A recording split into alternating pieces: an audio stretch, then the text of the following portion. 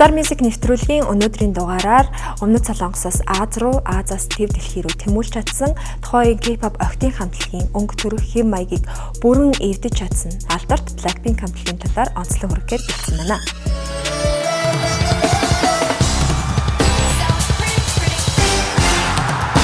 Солонгосын хөгжмийн урлагийн салбарт 3 том entertainment байдаг бөгөөд эдгээрийн нэг нь YG Entertainment юм. Бидний сайн мэдих Big Bang 21 зэрэг хамтлаг нь энэ entertainment-ад хамаарагддаг юм байна. За ингээд YG Entertainment 21-аас хойш 7 жилийн дараа шинэ охидын хамтлаг гаргана гэсэн шуугаан тарьж эхэлснээс хойш Blackpink-д бол маш их том дарамт хүлээлт үүссэн байна. Их үе яваа явсаар 2012 онд 8 гишүүний бүрэлдэхүүнтэй Pink Punk нэртэй хамтлаг Jennie-гээр ахлуулан дебют хийхэд төлөвлөгдөж байжээ. Гэсэн хэдий ч эцсийн сонгон шалгаруулалт үлдэхэд 4 охин үлдсэн нь бидний сайн мэдих Kim Jennie, Kim Jisoo, Park Jae-yeon буюу Rose, Lalisa Manabon буюу Lisa нар юм а. Хамтлагийн гишүүдийн талаар товч танилцуулгыг хэлье гэж бодлоо. Jennie-гийн хувьд гэх юм бол Сөүлд өсч төрсөн 10 настайдаа Шинэ Зеланд руу ээжтэйгээ хамт нүүж амьдрахаар шийджээ. Ингээд YG Entertainment-д 6 жил бэлтгэгдэгч болох эхлэлээ тавьж байжээ. Kim Jisooгийн хувьд мөн адил Сөүл хотод төрж өссөн багаасаа жүжигчин болох сонирхолтой байжээ. Түүний хамтлагийн гол үүрэг роль бол гол хоолой мөн дээрээс нүүр царай гэж явагддаг юм байна. Энэхүү YG Entertainment-д жүжигчний карьераар сонгон шалралтанд орсон боловч түүний өвөрмөц дүр төрх тэгээд хоолойны өнгнөөс шалтгаалan дуучин болох саналыг тавьснаар 5 жилийн хугацаанд бэлтгэгдэж байжээ. Park Jae-yeon буюу Rose. Түүний хувьд Австрали улсад төрж өссөн. Тэгээд бага байхасаа л төгөлдөр хуураар тоглох, дуулах юм сонирхолтой байсан учраас аав нь Австралид YG Entertainment сонгон шалгаруулалт хийхийг зөвшөөрөөд очин сонгон шалгаруулалтанд орж тэнцсэн байдаг байна. Ингээд тэрээр 4 жилийн турш бэлтгэгдсэний эцэст Blackpink хамтлагт дебют хийж ирсэн юм.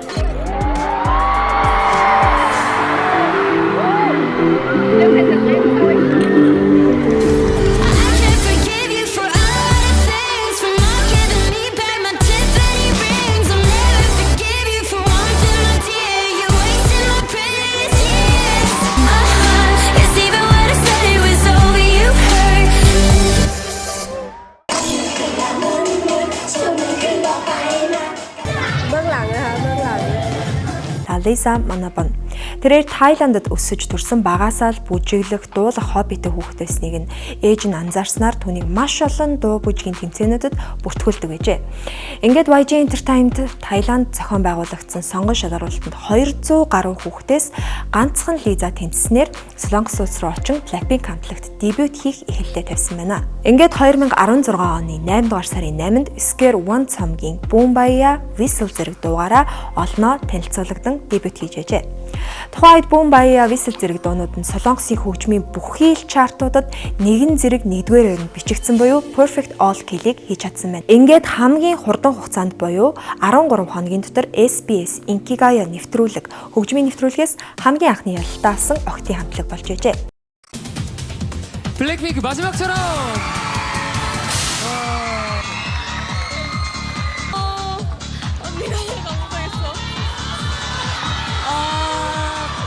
За энэ хотоо гарсны дараа Солонгосын ард түмэн хоёр талд шууд хуваагдсан. За энэ юу байсан бэ гэхээр нэгдүгээрт маш хүчтэй шинэ хамтлаг, шинэ өнгө төрх дэлхийд биднийг танилцуулж чадна гэж яригдж байсан бол нөгөө талд нь зүгээр л 21-ийн A copy, B copy гэсэн шүүмжлэлүүдийг араас нь хүртэж байжээ.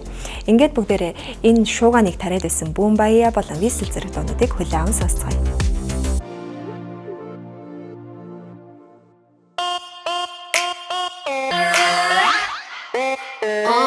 이제 달려야지 뭘 어떡해 난 철없어 겁 없어 man Middle finger up if you pay me 90s baby I pump up the jam Boombayah Yeah yeah yeah Boombayah Yeah yeah yeah Boombayah Yeah yeah yeah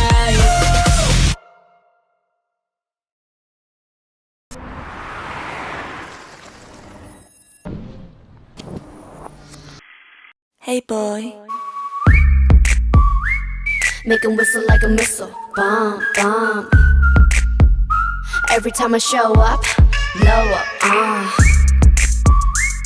Make him whistle like a missile Bomb, bomb Every time I show up Creep on We padam padam padam.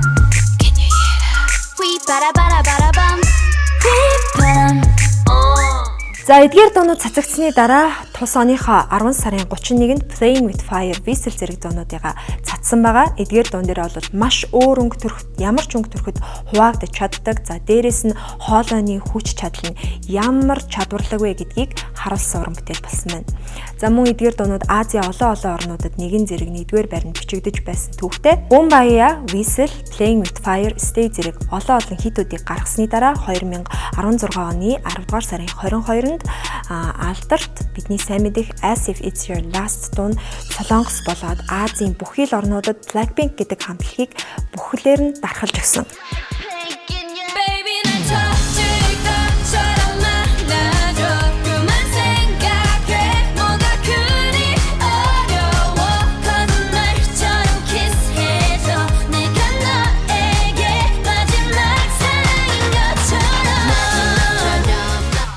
За мөн дээрэс нь энэ дуу гарсны дараа дараагийн 21, B copy, A copy гэдэг яриа бүрэн нэцагцаан гэж хэлж болно. Тэр байтугай тухайн үед одоо төгсөлтийн шалгалт өгж байсан оюутнуудыг залуусыг энэ дууг сонсохыг хүртэл хоригдж байсан. Учир нь тэдний хичээл хийхэд төвлөрөлд нь саад өсгөх магадaltaй хэмээн энэ дууг сонсохгүй байхыг хүртэл уриалж байсан юм түүхтэй юм байна. За үүний дараагаар Jennie, Jisoo, Lisa, Rose гэсэн дөрвөн бүрэлдэхүүнийг болвол соло карьераа хөөнөө гэсэн мэдээлэл гарч ирсэн. Ийхүү Jennie-гийн соло дуу бол олноо цацагдж олон чартуудад олон хөгжмийн шагналуудыг авчирч байсан ийм төвхтэй. Jennie-гийн хувьд гэх юм бол Genesis-ийн 2 амжилтыг эзэмшдэг ийм уран бүтээлч юм байна.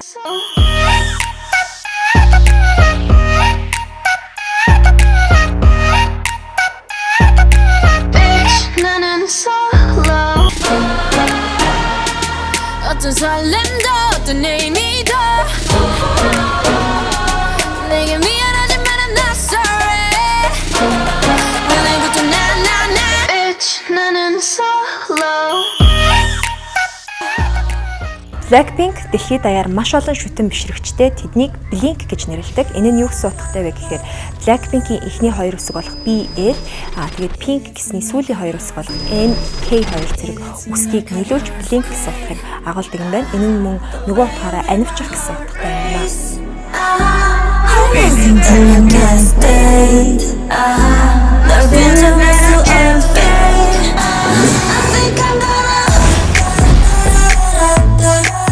2022-оос 2023 оны хооронд Born Pink альбома бүрийн хэмжээний альбома цацсан байгаа. Энэ альбом бол Billboard 200 chart-н дээр бол нэгдүгээрт бичигдсэн хамгийн анхны солонгосын охидын хамтлаг юм а. За энэ амжилтыг бол хамгийн сүүлд Psy-ийн Gangnam Style дуу эзэмшдэг байсан бол үүний дараагаар Blackpink хамтлаг эзэмшдэг болжээ.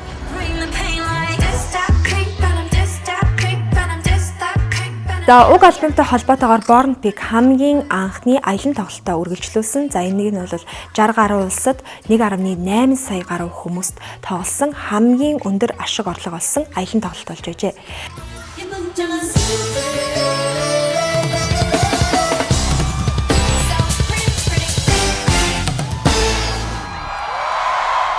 За үүний дараагаар 2025-аас 2026 оны хоороодод Deadline World Tour-а эхлүүлсэн байгаа. Энэ World Tour бол 1 сарын 26-нд дуусах төлөвлөгөөтэй байгаа.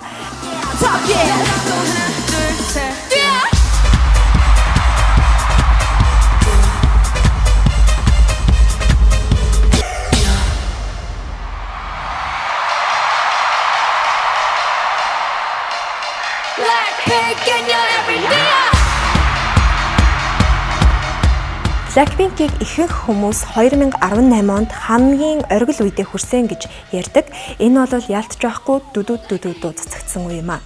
Тус дууны трейлер цацагдах үед маш олон жижиг entertainment-ийн хамтлагууд эргэн ирэлтээр Blackpink-тэй давхцуулахгүй тулд хойшлуулж байсан түүхтэй. Энэ нь ч мөн Blackpink-ийг асар том цар хүрээтэй болсон хамтлаг юм а гэдгийг дахин нотолж өгч байлаа. За ийм ч учраас тэдний дараагийн дуу болох Kill This Love-ийн трейлер цацагдах үед бараг Blackpink-тэй өрсөлдөх хамт зэрэг comeback хийж байгаа хамтлагууд бараг байгаагүй гэж хэлж болно.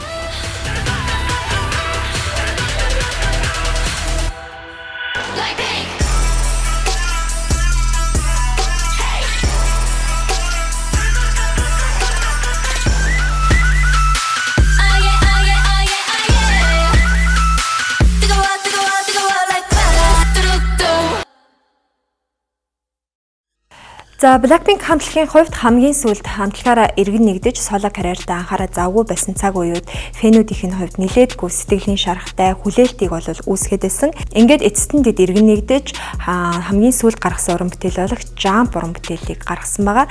Энэ дууны хувьд гэвэл мьюзик видеог нь Dave Meyers гэх хэрхэм найруулсан. Тийм ч учраас солонгосын арт түмэнд өмнөх мьюзик видеонуудаас хамаагүй өөр амьсгалтай аль хэдийн солонгосын уран бүтээлч биш Европын pop star шиг харагдаж байна гэх мэтчлэн маш олон сашаалыг хүртсэн байна.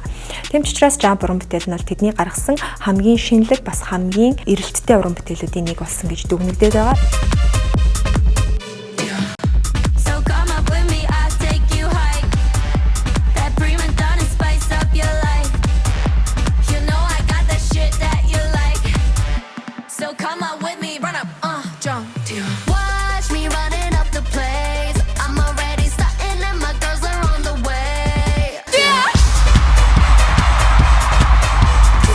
Blackpink-ийн хувьд зүгээр нэг охтын хамтлаг биш харин олон улсын фэнүүдийн нэгтгэсэн олон охтуудад хүчирхэг байх яг л хамтлагийнхаа нэр шиг буюу хар ягаан харна хүчирхэг чадварлаг ягаан нь үзэсгэлэнтэй эмгтээлэг гэсэн хоёр утгыг илэрхийлсэн олон дууг бол үзэгчид олондоо цацсан байгаа. Jenny-гийн хувьд саяхан өгсөн ярилцлаганда бид энэ байдлаараа дараагийн 10 жил бас уран бүтээлээ тойрсаар байх болно. Бидэнтэй үргэлж хамт байдаг Blink буюу үнэн ч фэнүүдтэй баярлалаа гэж хэлсэн.